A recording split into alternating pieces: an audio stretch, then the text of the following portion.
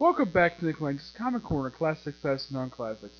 This is episode number 1014 and Doubleshot number 908. I got one Marvel trade, one DC trade.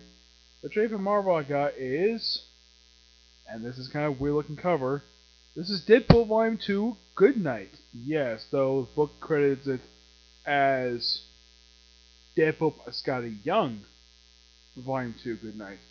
Yes. This collects issues 6 through 12 of Deadpool Volume 5. Written by Scotty Young. Yeah, he writes all the issues in here. The artwork in here for the first 3 issues is done by Nick Callan, and Scott Hepburn does the last 3 in here. Now, the thing with these issues are this. The first 2 issues are standalone issues. The first issue is Deadpool hired by a bunch of children to go kill Santa Claus because it ruined their Christmas. Okay. So he goes to North Pole. They show that they're being... Apparently, they also... The analysis is also into this GoFundMe campaign to hire Deadpool to kill Santa Claus. Okay. He goes to North Pole, it turns out, and Santa Claus is not a chubby guy. Nope, he's like a big muscular guy. And it turns out the reason why that he didn't deliver toys was because that the head elf named Tinsel, that's his name, betrayed him, took all of his elves, and he couldn't do any deliveries. Yep, and apparently Tinsel said work for Raxon of all people. Like, is it just me, or is like Raxon is like the go-to like villainous corporation in Marvel Comics? It's been like this for the past decade. Yes. That's basically where it is. It's like, oh, we need some really big bad guy that's not like the Nazis. Let's blame Raxon, an oil company. Yes, the company is called Raxon, or simply Raxon. Though they also own the Brand Corporation as well. Yeah, that was something that was explained back in an old series of issues from Amazing Spider-Man. Yeah, so Deadpool ends up killing Tinsel, and all the kids get presents anyways. Next issue, I'm not going to show the back cover thing because it's kind of disgusting. Apparently, someone stole Deadpool's heart. So he hires Jessica Jones, of all people. And here's kind of the thing. Apparently, it's okay for Jessica Jones to do this nowadays, so they apparently censor her swearing. Yes, because his character is known for swearing a lot. So they go about, they find Deadpool's heart and it's kept by this other guy. It's like, oh, you're not going to keep, you got your heart back, so screw you. Yep. And then the last few issues focus on this new guy named Goodnight, a character I've never seen before. Even Deadpool's like, who the heck are you? Oh yeah, and by the cover you can see, you're thinking like, hey, why is all these bones around Deadpool? Why is he so, like a rag doll? There's an explanation for that. At the end of the first issue of this 4-parter, it's when this guy apparently took the time through all of Deadpool's bones. Every last one of them. Heck, the issue ended with showing basically his bones on the floor. I'm like, seriously, was this necessary to do? Yes. I don't know why the heck the artist did this for, but he did. And it took him 2 issues to figure out back his bones. And apparently this guy was somebody who was sent by Weasel. Yes, Weasel. An old supporting character of Deadpool from the 90s. Who apparently is dead now and working from prison. I'm like, when the heck did that happen? Because, well, it's been a long time since I've read Deadpool volume, the first volume of Deadpool, but I don't remember him dying in that. Yeah, it's been a while since I've read the first volume of Deadpool, so I don't really remember. So, yeah, Deadpool finds about this, doesn't really care about Weasel. Apparently the guy is somebody who he humiliated years prior, which the editorial, there's no editorial note here explaining when the heck this happened. Yeah, he pretty much just sort of lets him go, and then the character's never seen again because 3 issues after this storyline concluded, the series ended. Well, it's being relaunched. Nothing unusual there because Marvel loves hitting the reset button in the books. But this time it's because of new rare taking over Kelly Thompson. Yep, you get my final thoughts on this volume once the 3rd volume comes out. I give this book roughly a 8.5. I think it's a big step down from the first few issues, from the first 6 issues of the series. Like, wow. It's like Scotty Adams would start really good, and you get to here, it's like, okay, it's like good for the first couple of issues, and it comes to this storyline, like, wow, so bad. Like, the only thing good about the storyline is the artwork. That's basically it. Alright, now it's going to become a lot more interesting. A storyline that was actually a movie. I actually bought it recently. This is Batman Hush. Yes, that's the name of the storyline, Hush. This collects Batman number 608 to 619, written by Jeff Loeb and artwork by the awesome and the co-publisher of DC Comics, Jim Lee. Yes, a 12-part epic storyline. Yep, which has many of Batman's rogues working for a new villain called Hush, which they're revealing here is Thomas Elliott. Yeah, he's a new character, pops in storyline.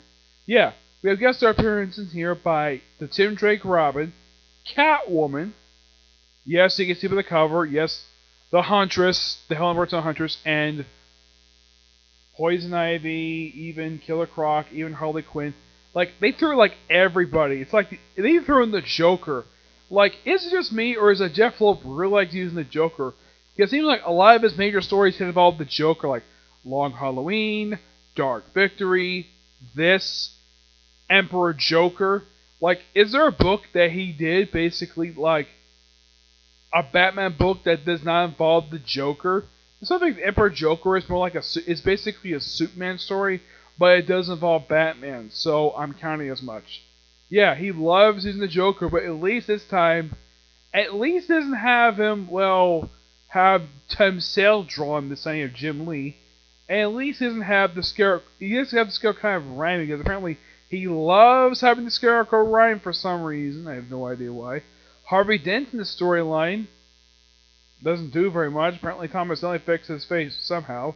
Even any time that his face has been fixed, he always finds some way to put his face back the way it was, because apparently DC doesn't like keep them good for too long before they just undo for no explained reason. The whole thing Killer Croc, that lasts for like one issue, and that's pretty much it. But this storyline is really, really good. I highly recommend it. And yes, there's something that happens in here. We have Batman making out with Catwoman, and also he reveals that he is Bruce Wayne to her. Yep. Waited a long time for this. Yeah, Lois never found out Clockwork Superman until the 1990s. See, this storyline came out in 2000, I believe it was 2002, I think it was. Yeah, it came out from 2002 to 2003. Yep. This storyline is fantastic. Give this book a 9.5. I think it's really, really good. I love this storyline. Now, those of you curious, though, what the heck happened next after this? Well, first we had the Brian Azzarello Broken City arc, and then we had The Crow Flies by Judd Winnick, and War Games, and then do you want to have about the War Games? Under the Red Hood, which involved the return of Jason Todd, which, by the way, it was actually teasing in this book here, the return of Jason Todd, when Hush revealed that he was Jason Todd, even though, nope, it was not Jason Todd at all. Though at least they actually, at least got praised like Jim Lee actually predicted what Jason Todd's hair would look like.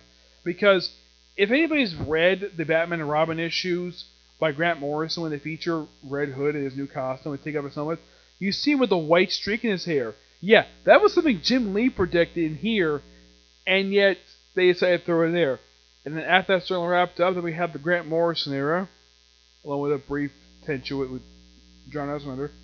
And after he left, then we had Winnick come back for a few issues, and then Tony S. Daniel was pretty much the majority of the writer for the run up until the relaunch about 7 years ago. This actually was about 8 years ago this year.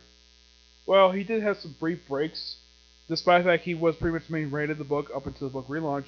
He did take off for a few issues, like first for Grant Morrison, and they took off again for David Hayne, and then pretty much he just did the volume up until the relaunch. Yes. Jim Lee would not stay as the artist for this book. It was also explained in the behind the scenes up in here. They actually fought to keep the book coming out on time. Even though he kind of did that also with Justice League as well, he also told her to do that. Mm-hmm. Yep. Not much to say about these two trades, but of the two, this one's okay, Deadpool, and this one is fantastic. Mm-hmm. Yep. Let me show you a sample of Jim Lee's awesome artwork. And yes, Superman pops up in here as well. I mean, here is Superman drawn by Jim Lee. It looks really good.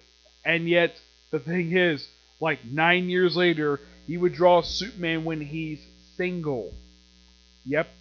Actually, from like 8 years after the story was wrapped up, that he did this for Justice League. Mm-hmm. Yeah, but Jim Lee is one fantastic artist. He doesn't do much drawing per se. Whenever he does, he takes his sweet time, because the last book he was on as an artist, Superman Unchained, the book took over a year to come out because he took his sweet ass time. That's Jim Lee for you. Jeff Loeb, as far as I know, he's never had book delayed, as far as I know. Well, with the exception of Captain America White, but that was kind of his fault. But with the exception of that, he's never had a book been delayed.